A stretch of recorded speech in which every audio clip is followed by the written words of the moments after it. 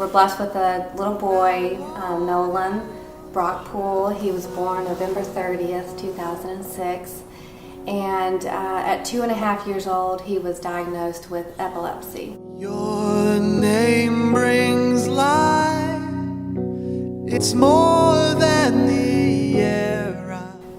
The weekend leading up to it was full of seizures,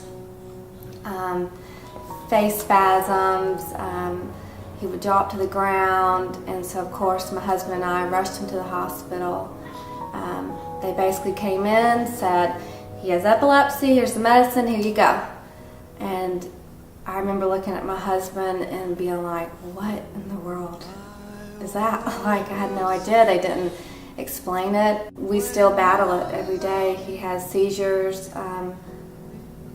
And to be a mom and a dad,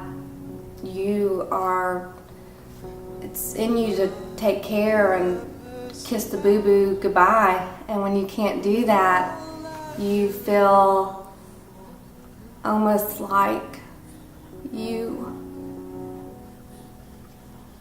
can't do your part. And it's really hard. Myself in you.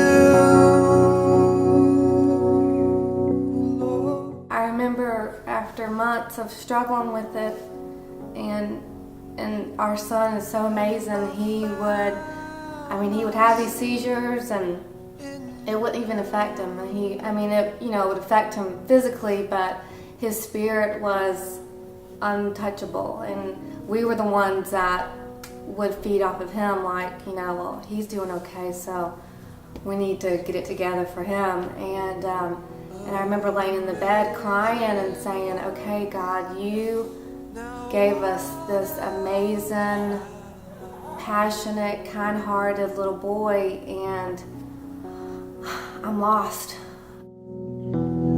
Your name brings life.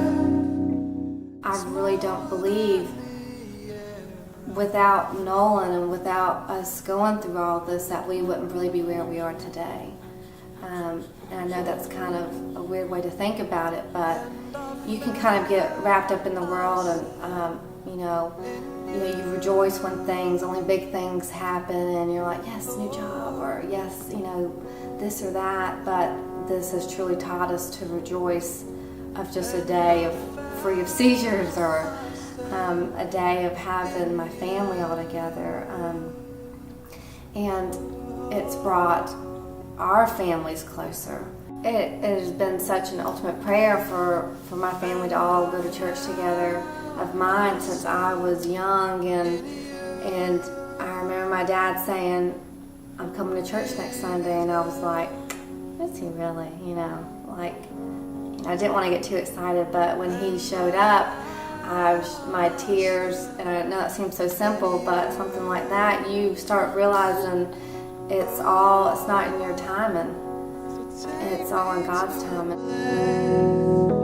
Where I can see you face to face, and all I wanna do. I know my husband wanted to be here to do this, but unfortunately he was working. But I really couldn't do what I do without him. And I'm so blessed to have him. And he's strong when I'm weak. The quest came at an awesome time in our life. I fell in love the moment I stepped in the door, and I remember just feeling, the only word I could say is at home. I believe I walked up to John afterwards and said, I've found my place, my church. The church was amazing, and just really nurtured us when we were having horrible, bouts with the seizures, and we would, send emails and having the prayer list, and just people walking up to us after he would have EEGs and saying that we never even spoke to about Nolan, and saying, how did it go with Nolan? And we both looked at each other like, that is so amazing to have that kind of support. and we didn't even share the story about Nolan. I know there's a lot of couples that deal with a lot of things, and I really think when you have a sick child or a disabled child, it can either rip your marriage apart because you choose to let it, or you don't know how to deal with it, or you take it out on each other, or you can take what you have and really bond together.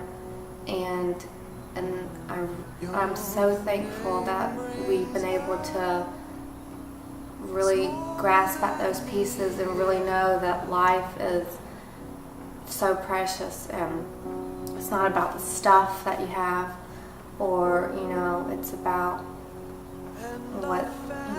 what your relationship is with each other. And I've noticed that Nolan, our son, and feeds off that. And so if we're not doing good, then he's not doing good.